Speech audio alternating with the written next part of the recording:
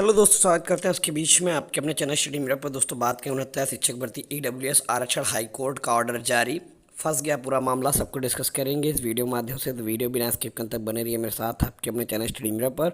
जो लोग चैनल पर नए हैं तो प्लीज़ चैनल को लाइक करें, शेयर करें, सब्सक्राइब करें, साथ में बेल आइकन दबाना भूलें ताकि मेरे वीडियो नोटिफिकेशन आप तक पहुँचते हैं।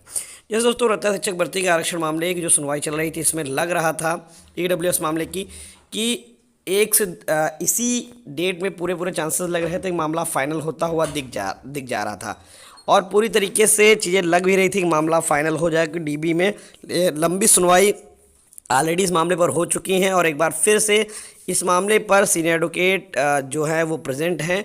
आपको बता दें, यहाँ पर देख सकते हैं स्पेशल अपील 692/2024। ये याचिका शुकेंद्र कुमार पाठक वर्ष एंड 21 सदस्य के नाम से है, ठीक है। और इसमें आपको बता दें कि महेश चंद्र त्रिपाठी और जस्टिस विकास बुधवार जी की बेंच में मामला है और ये मामला लग तो रहा था कि इसी डेट में फाइनल हो सकता है या बहुत ज़्यादा एक आध डेट और लगती, लेकिन जो 69,000 का मामला सुप्रीम कोर्ट गया है उसकी वजह से एक बार ये मामला फंस गया और लंबा खिंच गया है, ठीक है। लंबा क्यों खिंच गया है, लेकिन 23 तारीख को ऑलरेडी आपको पता है सुप्रीम कोर्ट में सुनवाई लगी है और उसके बाद इस मामले की अगली सुनवाई 16 अक्टूबर से यानी 16/10 को इस मामले में सुनवाई लगा दी गई है। थोड़ा सा मामला समझे तो यहाँ पर अशोक खरे सर हैं, सीनियर एडवोकेट हैं, ठीक है, और भाई अग्निहोत्री कुमार त्रिपाठी इनको असिस्टेंट कर रहे हैं जो अपीलार्स की तरफ से हैं। और यहाँ पर आप देख सकते हैं कि सारी चीज़ें आपको यहाँ पर जिक्र किया गया। 47/01/2020 विनय कुमार पांडे एंड अदर्स की याचिका जिसके अगेंस्ट के जजमेंट के अगेंस्ट ये लोग डिवीज़न बेंच गए हैं, जो सिंगल बेंच ने आदेश दिया था ईडब्ल्यूएस पर, उसके अगेंस्ट गए हैं ये लोग डीबी। और यहाँ पर सारी चीज़ें पुराने ऑर्डर से जिक्र की गई और यहाँ पर जो ईडब्ल्यूएस का जो अमेंडमेंट हुआ, ईडब्ल्यूएस यहाँ पर आप देख सकते हैं 12/1/2019 को 10% reservation, weekly reservation for short notice जो थी वो 12/1/2019 को आया। तो यहाँ पर फिर से वही सारी चीज़ें हैं जो ईडब्ल्यूएस के बारे में थी, कब ऑफिस रिपोर्ट आई, कब ऑफिस मेमोरेंडम आया, कब नोटिफिकेशन आया, ठीक है। और यहाँ पर देखिए, जैसे कि अगर थोड़ा समझने का प्रयास करें, जो ऑफिस मेमोरेंडम आया वो 18/2/2019 को आया और 69,000 की जो पोस्ट थी, ठीक है, उस पर जो 16/5 issue state government regard the selection process, जो सिलेक्शन प्रोसेस थी वो 16/5/2020 को उन्होंने इशू कर दिया। क्लियर। उसके बाद यहाँ पर आप देख सकते हैं whether selection process would consider, यानी कि अगर बताया गया अगर 1/12/2018 सिलेक्शन प्रोसेस को कंसीडर किया जा रहा है, when the state government issued government order conducting the assistant teacher recruitment examination 2019 for short ATRE 2019, ठीक है। इसको असिस्टेंट टीचर रिक्रूटमेंट एग्जामिनेशन को ATRE बताया गया है। A qualifying examination participate about the referred the selection process. देखिए यहाँ पर एक और जो खेल फंसेगा, देखिए क्या है, आप समझिए, अगर ATRE को पार्ट ऑफ सिलेक्शन मान रहे हैं तो आप समझिए ईडब्ल्यूएस का मामला फिर नहीं लग पाएगा, क्योंकि ईडब्ल्यूएस का पार्ट ऑफ सिलेक्शन का मामला ये है।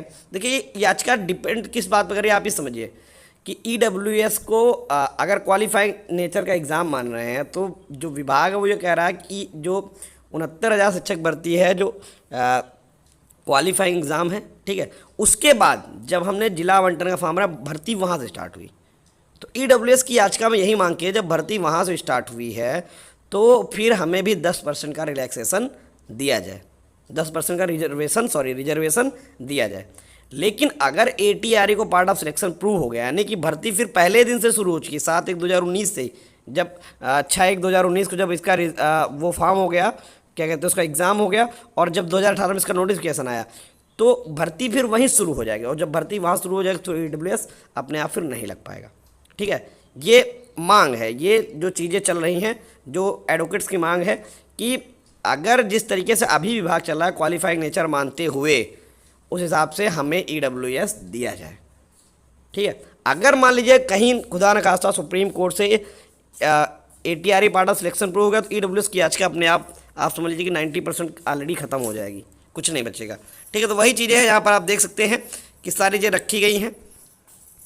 और यहाँ पर देख सकते हैं, मैं आपको दिखा दूँ, ऑर्डर के अंदर जिक्र भी किया गया है EWS selection in all selection process the prayer of the commission UP act 10/2020, ये तो वाली है, ठीक है। यहाँ पर देखिए 172/2023 महेंद्र पाल एंड अदर्स का भी जिक्र किया गया है, ठीक है।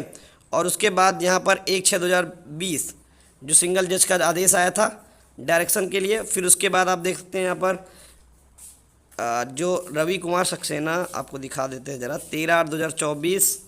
अब जो यूपी में सुप्रीम, हाँ ये देखिए, honourable supreme court at accorded entry protection 9/9/2024 and state the judgement and order pass by division bench to Lucknow bench this court 13/8/2024 for ready reference same. यहाँ पर आप देखते हैं पूरा सुप्रीम कोर्ट का ऑर्डर को कोट कर दिया गया, जो चीज़ें सुप्रीम कोर्ट ने लिखी हैं सारी चीज़ें यहाँ पर कोट करते हुए।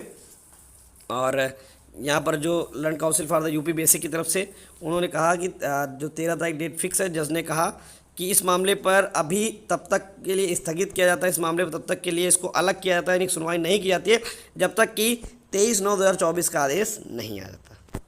With in the parties refer the hearing 16/10/2024, और इस मामले को 16/10/2024 को सुना जाएगा। क्या हो रहा है, क्या चीज़ें नहीं हो रही हैं, ठीक है। तो ATRE part of selection, ATRE qualifying exam उसी मुद्दे पर टिक चुका है EWS का भविष्य। Thank you for watching.